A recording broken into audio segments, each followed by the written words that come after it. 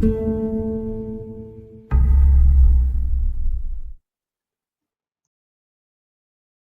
this video, we will discuss clinical features and investigations of orbital disease.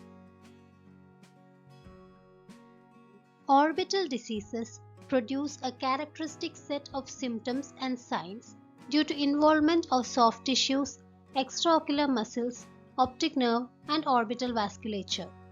These features help localize pathology and narrow the differential diagnosis.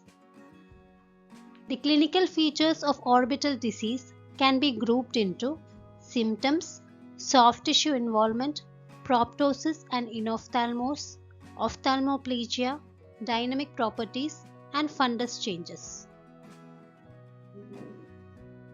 Symptoms of orbital disease.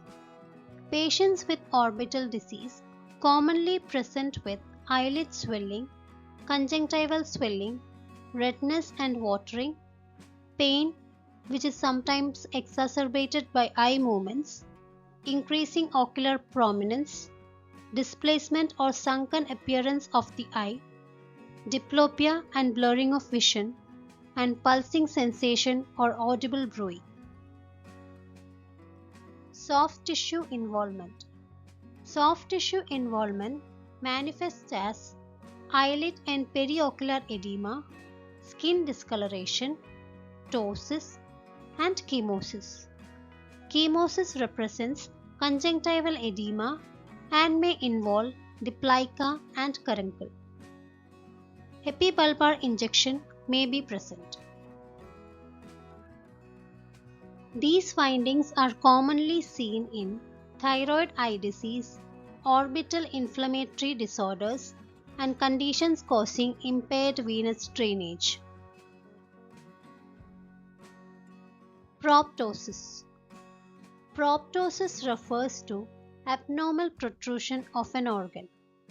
In ophthalmology, it refers to forward displacement of the globe. It is most commonly caused by retrobulbar lesions.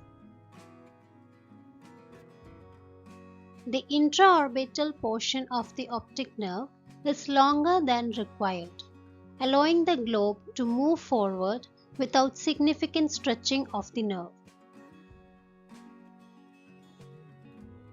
Assessment of proptosis. Asymmetry in proptosis is best appreciated by observing the patient from above and behind. The direction of the globe displacement provides diagnostic clues. Intracorneal lesions typically cause axial proptosis. Extracorneal lesions cause combined proptosis and dystopia.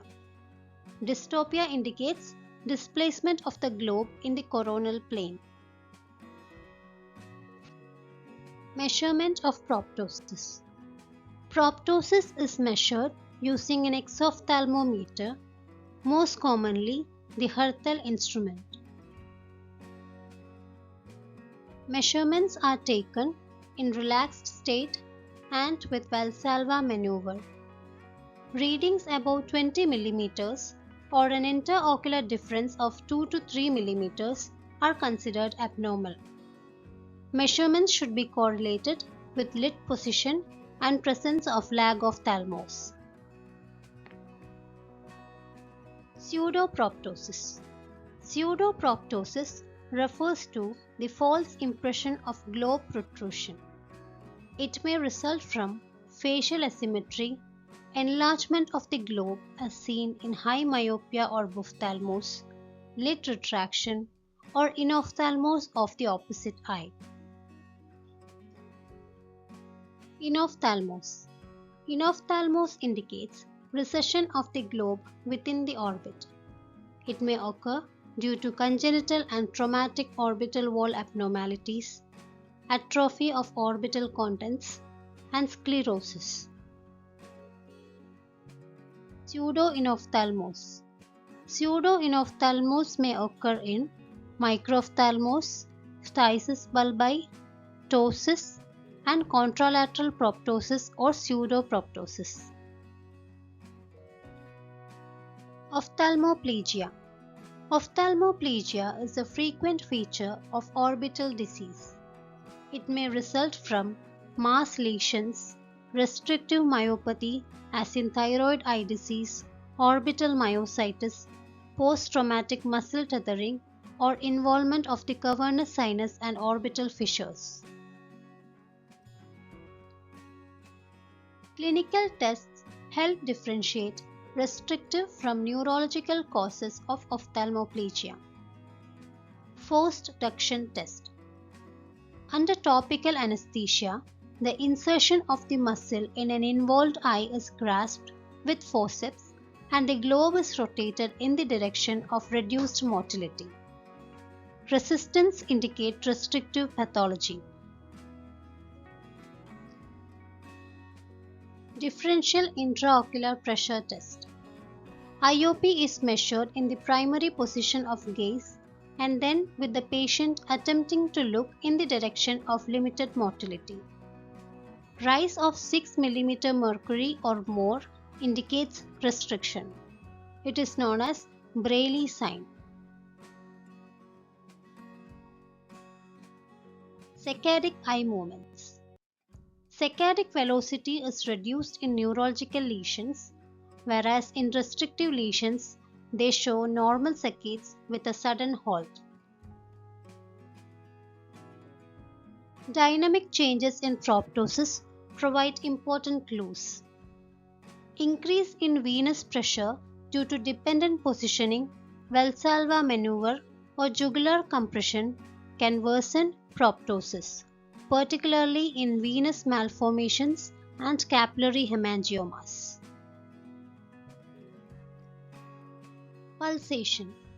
Pulsation is caused either by an arteriovenous communication or a defect in the orbital roof. In arteriovenous communication, pulsation may be associated with a bruit depending on the size of the communication.